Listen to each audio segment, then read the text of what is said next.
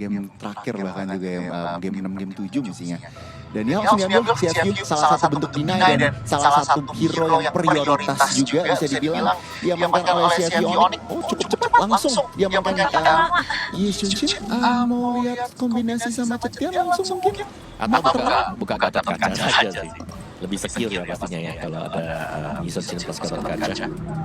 Cukup fleksibel juga gatot kacanya, bisa dimainkan.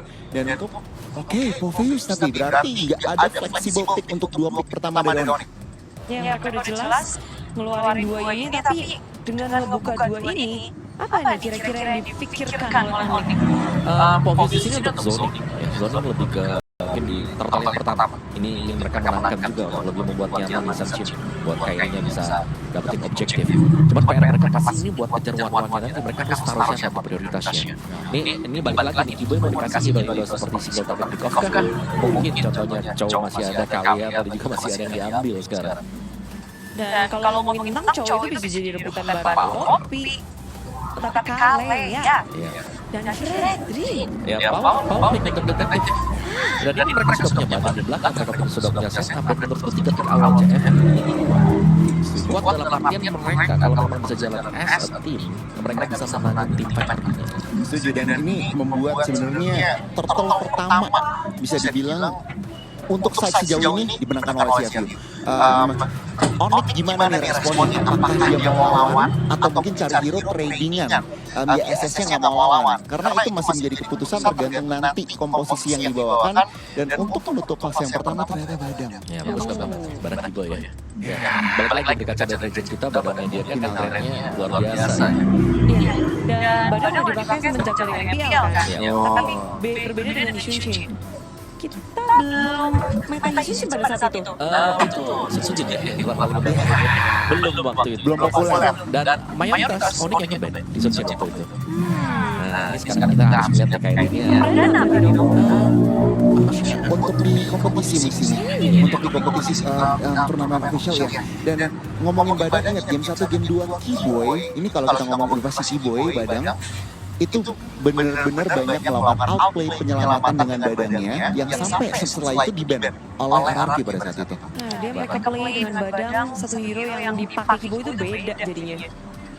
Dan bisa kena babak juga kan waktu itu kan kena 3. Tapi berhadapannya sekarang sama Kale ya, Badang. Ya lumayan tricky lah kalau berhadapan Kale juga kan. Kale di sini kan bisa single target pick off dan gak diganggu sama sekali tanpa kecuali ya memang restlessnya nyala mungkin dari kayak ini atau ada Purify yang dipakai. Jadi ini lebih ke memaksakan buat gold lanernya terus juga dengan si mid lane yang mungkin pakai Purify nanti. Karena biasanya kalau kita lihat ada Kale yang diambil dengan lawan ya one menjadi cowok untuk jadi marksman. Dan kalau ya tapi kalau Kale yang memang dipakai dengan CF ada satu match yang masih lumayan berhadapan dengan Kale. Valentina bisa copy. Dan kalau Valentina yang keluar dari pengambilan dan dari selain dilawan, Purify ini sebenarnya jangan dipakai dengan musuh. Jadi bisa ngebalik ya malah Bisa dengan adanya Valentina, dan itu tentunya berada di pool dari Sunster sendiri. Nampaknya udah lengkap banning listnya dari Onyx, Chushin dan juga Cici. Jadi jelas Cici ya pengen menangin lane dari Popheusnya, nggak mau laning phase terlalu terganggu. Kalau dari si FU sendiri last bandnya mungkin, wah ini kalau Valentina dan Dan nggak masalah sih yang tadi bilang ngomong-ngomong, mungkin hero-hero lain kayak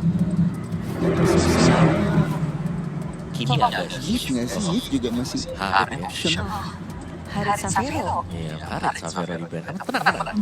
Dan cuman itu, tenang. Ini kebetulan banget Harit yang dari dia. Wow. Tapi bagus banget. Ini pilihan yang bagus ya. Brilliance of Order akan bisa menghindari keadaan selanjutnya. Satu masalah yang susah tuh. Satu masalah dong. Satu masalah lagi sih kalau masalah kayak gitu lu ngomong ini nih. Dan sebenarnya butuh item situasional, butuh item kalau pengertian sebenarnya dari sisi lumaksnya. Jadi ini akan sedikit tricky, gambling juga. Ya SS butuh mungkin mid untuk lebih agresif dan untuk butuh item. Itu yang aku pengen point out. Jadi harus Onyx-nya jangan mau makan tempo only-nya, mending fokus farming. Fokus saja, tapi dihadapkan dengan Kimi dan juga Didit. Wow, single target lock yang banyak ya ternyata ya. Dan ini banyak counter efek loh buat CFU sendiri. Dan yang terbanget di sana ada Lunox yang bisa menghindar juga, tapi Lunoxnya flex masih bisa digolong. bisa ada meme juga, meskipun kemungkinan ya Dengan hero yang dimiliki CFU 5 gig ini, lain mana nih yang milik Onyx yang bakal digangguin atau bakal jadi pusat dari CFU? Pusat untuk Digerakin, Digerakin. digangguin, yang bakal berat banget untuk Onyx. untuk Onyx. Kalau aku masih jauh ini, mungkin mirip sih. Oh, berarti Lunax Gold. Cuman yang aku yakin ini Luffy ini akan menjadi motor sih. Jadi anak EXP nge-pressure CFU-nya. kalau aku geng gold sih buat Onyx ini bakal pincang banget nanti kalau Lunax nggak jadi. Oke, jadi Savero harus benar-benar dihati-hatiin dan bagaimana ngeliat kedua draftnya? Jujur draft yang pertama, aku di CFU. Savero. Kalau aku tetap Onyx. Tetap Onyx, gimana dengan kalian dan gimana dengan para caster melihat game pertama untuk Indonesia? Langsung saja kita ke Land of Down. Oke, thank you so much buat orang Mokhtar, Johnny dan juga Sanada Wow. Kalau gue lebih karena Onyx, gue suka draft yang cukup unik dan bakar. Ini dia, buat kalian semua yang main tim Indonesia mana bang kok gak main-main, ini dia. Tim Indonesia pertama yang akan bermain di MSC, yang akan secara tidak langsung membalaskan dendamnya dari tahun lalu. Mungkin bukan tim yang sama, tapi ini negara yang sama yang mematahkan mereka di AWC MSC 2024. Let's go, kita akan lihat seperti apa kiprah mereka di Land of Down. Karena ini lawannya juga Detektif Fredrin. Detektif Fredrin. Pas sekali nih, detektif menggunakan Fredrin. Ngomongin soal lisensi, farming itu akan menjadi kunci sampai level 4 aja kok. Karena level 4, lisensi itu bisa ngasih damage, bisa ngebawain kill dan Sans bakal coba komit terus belum tapi didapatkan tapi Fredrin defensif. Tapi sayang sekali tetap bisa didapatkan Keyboy menutup untuk ke belakang Sans kerugian yang sangat mahal dengan politik yang sudah mereka miliki. Underestimate kah? Siapapun usernya, siapapun yang main kini early game itu akan tetap mematikan. Oke, bahkan di Gold Lane juga kayaknya Savero agak cukup terpressure karena bahkan sampai Sting menggunakan Inspire-nya lihat tadi untuk mencoba untuk memberikan pressure di Gold Lane. Cuma yang harus mungkin kita sadari adalah Savero ini dengan tidak ada Purify, dia mungkin bisa di-commit sama box CCC. Walaupun dia punya Dark Kening atau punya Order Billion sekalipun untuk ya menghindarkan damage yang diberikan. Boleh together 20 yourself ya, Inspire lebih cepat, Flicker lebih cepat juga berarti untuk Boxy dan juga Sing. Tapi untuk di awal landing Gold dan lawan dia pakai Inspire-nya. Sebenarnya itu jadi satu buah masalah juga tuh. Bisa IG nantinya. Mungkin ya lihat dari Sanse yang tumbang di awal jadi itu poin plus lah untuk CFU kan. Oke, berarti nggak akan ada ganking nih untuk sementara waktu. Tapi Sanse juga nggak 4 nih. Tapi mereka pakai bottom lane Keyboy. Rotasinya ditutup sama Boxy tapi kayak sekarang menunjukkan ke detektif. Apakah ada tim fight sebelum mereka tampil? Ini mendapatkan keuntungan sekali untuk tim Onyx. Kalau misalnya mereka berhasil membawa detektif bahkan sampai detektif yang tumbang. Tapi tidak mau tinggal diam, Sans melakukan sedikit rotasi. Tapi sayangnya tersebut, itu karena Sans, Obi terlalu sakit. Dan Sans akhirnya menghitung di belakang melepaskan mereka tadi dengan tidak adanya kondisi zone melakukan retribusi di masalah Fulemo untuk detektif. Termasuk di cover minimal dan masuk ke tim Onyx. Kairi mereka hilang. Kairi. Pasti cengguh yang dilakukan dan bahkan mendapatkan 2 poin kill terkibat dengan Kairi triple kill. Waduh. Kali ini berbahaya sekali tim Onyx Indonesia. Mereka punya item terlebih dahulu sebelum mereka memasukkan tim fight kali ini. Triple kill. Editnya, pokoknya sih. Kalau kill gagal didapatkan tampaknya detektif is coming. Obi bersama dengan Boxy CCC menurut jalan dari Savero. Dengan tidak melakukan flicker itu wise decision yang bisa dia lakukan. Apa yang mereka lakukan di awal? Mereka seakan membuang semuanya. Mereka dengan hero farmingnya paksa untuk tim fight mereka lepasin turtle-nya. Purple-nya gak cover juga, gak ada yang kill sama sekali. Inilah salah satu kelemahan dari Cetian. Cetian itu memang di awal gak punya escape sama sekali kan? Bukan di awal, bahkan sampai late game pun. Mengandalkan spell sekali. Match up-nya Kimi, yang dimana memang Kimi tipikal yang nyiksa landing dari awal. Jadi satu perbedaannya yang nyata gitu loh buat Onyx. Sekarang mereka harus reset, mereka harus sabar. Karena gold udah 2000 gold nih, menuju ke ranking game ini baru 3. Jangan sampai terlena. Dia butuh ambil level turtle sini. Dia harus gimana caranya balikin ke arah yang mereka miliki. Dia harus Mereka mau posisi bakal coba Allah dan Tsunami Slave bersamakan Kairi kerja untuk pulang dengan Keyboy tidak bisa face screen yang tidak bisa mendapatkan apapun. Waduh, he's coming. bukan Turtle menjadi target utama mereka, tapi ternyata Turtle bug dari Detektif Fredrin yang langsung objektif membuat seakan-akan Kairi revive jungle-nya benar-benar ditutup. Dan lihat Kairi 0-2. Ini benar-benar harus berhati-hati. Boxy sisi Tsunami Slaynya selama Kairi gak ada Des, gak ada Transforce, dia pasti bakal komit. Tapi dari kami ini dikeluarkan, tapi mengejar bawah sisi coba bertahan. Akhirnya Safiri Fuad ngobrol terburu-buru dengan Kairi, keuntungan ini berdiri. Para pasukan Timoni Kairi akhirnya mereka berhasil mendelay sedikit Turtle yang mereka miliki dan Xavero.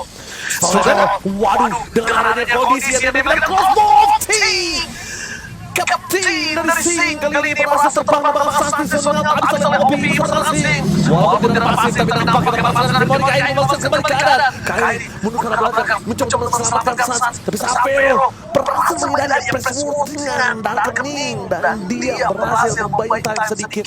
Tapi soal itu Selin, Turtle tetap di tangan dari CFU Gaming. Itu dia, dan sekarang baru 1 poin kill. Sementara lihat Boxy maju lagi ke depan, dia akan efeknya nggak dikasih. Kayaknya. Mau ngejar jungle kan susah banget kayaknya. Makanya gue bilang tadi, early yang membuat mereka tuh kayak misplay lah bisa dibilang early ya. Itu membuat dampaknya sampai mid game dan bahkan sampai late game. CFU punya waktu, jangan lupakan itu. Ya betul sekali.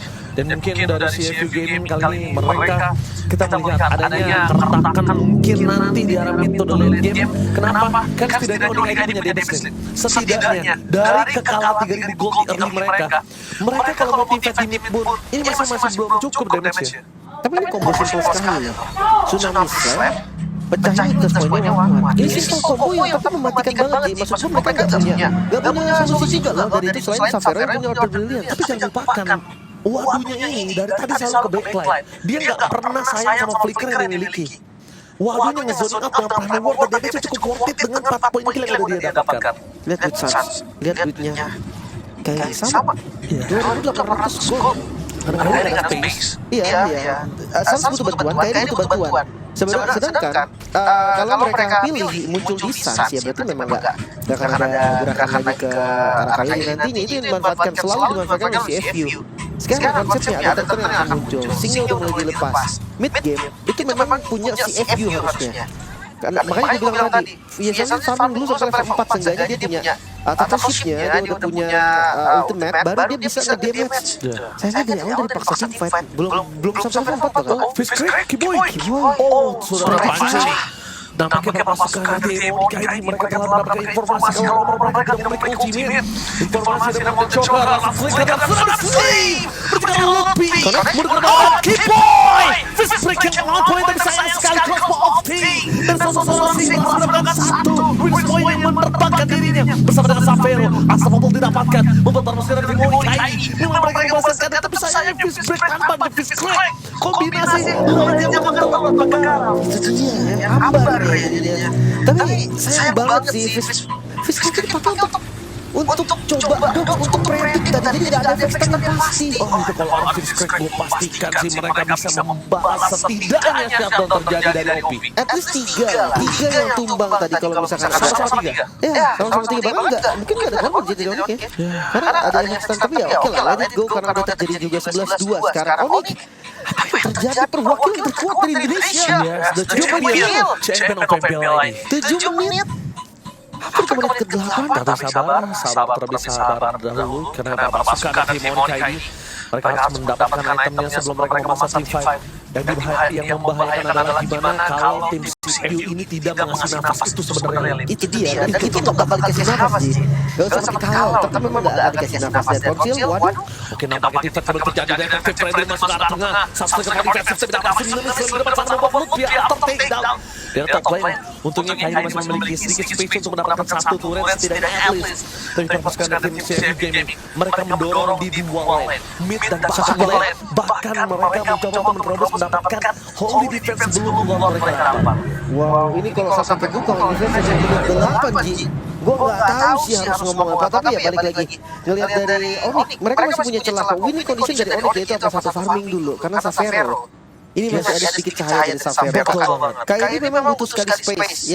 Ya mungkin gimana caranya gerak late game nggak ada lagi.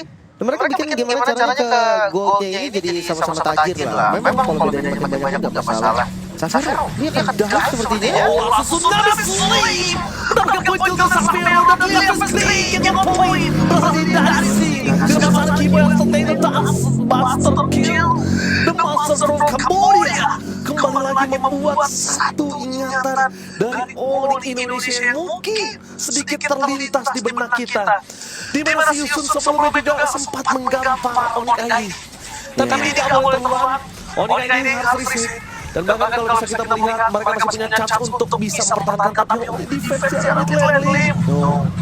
Ini udah ke-trigger di sebelum Lordnya datang. Oke. Mungkin ya, siapapun boleh diangkat, siapapun boleh di Tsunami Slam, tapi gak boleh Savero. Savero satu-satunya yang punya damage dari Onyx. Jangan sampai Savero ditangkap kayak di top lane tadi, even ada counter setup yang bagus banget dari Suns. Ada Fury of the Phoenix. Itu nggak ada eksekusinya, kayak belum ada damage. Salah satu yang punya damage itu cuma Savero dan gua rasa itu masih kurang. Masih kurang untuk benar-benar menghancurkan semuanya. Maka dari itu sekarang Onyx mereka harus defense mati-mati. Mereka harus mencari celah di sekecil apapun celahnya harus mereka manfaatkan karena Lord yang pertama ini sangat berbahaya. Karena udah tidak ada holy defense sebagai Onyx Indonesia di sana. Mereka mencoba mempertahankan. Best mereka Tyson Pulse rasa hindari Kiboy. Tapi sudah ada Sleep. Karena Luffy yang bisa melakukan satu buah kekacauan dari pegang CSU bakal dihilangkan. Poin kill dapatkan Kairi. Tapi Kairi tertolongnya. Perlawannya nggak sampai. Untungnya saja pada pasukan tim Onyx Indonesia mereka masih bisa selamat. Dengan ada pemain mereka masih bisa melakukan defensif. Pertukaran 1-1. Iya, coba lihat gold Keji 12.000. Wow, ini rekor kekalahan gold Onyx mungkin. Ya, tapi Onyx masih bisa bounce back. Gimana mereka mau defensif itulah kesempatan mereka bisa bounce back dan langsung ada waduh di depan sana. Tapi untungnya Savero stay dengan Order Brilliance yang dia miliki. Oke, 12 goal difference. Tapi gimana cara Onyx bisa nge-relay dan nge-drag game ini menuju ke late game? Itu jawaban persoalannya. Dan tidak team fight, defensif, bermain dengan sabar. Karena kalaupun nanti di awal game sekali perbedaan 8.000 10.000 pun selama itemnya equal, paling lama aja. Masalahnya ini 70 detik lagi Lord Ji. Berarti waktunya cuma 70 detik. Mereka nggak bisa selamanya menghindari teamfight tuh nggak bisa. Mungkin ya memang caranya gimana hindari teamfight? Yes, tapi teamfight ini akan dicari oleh CFU-nya.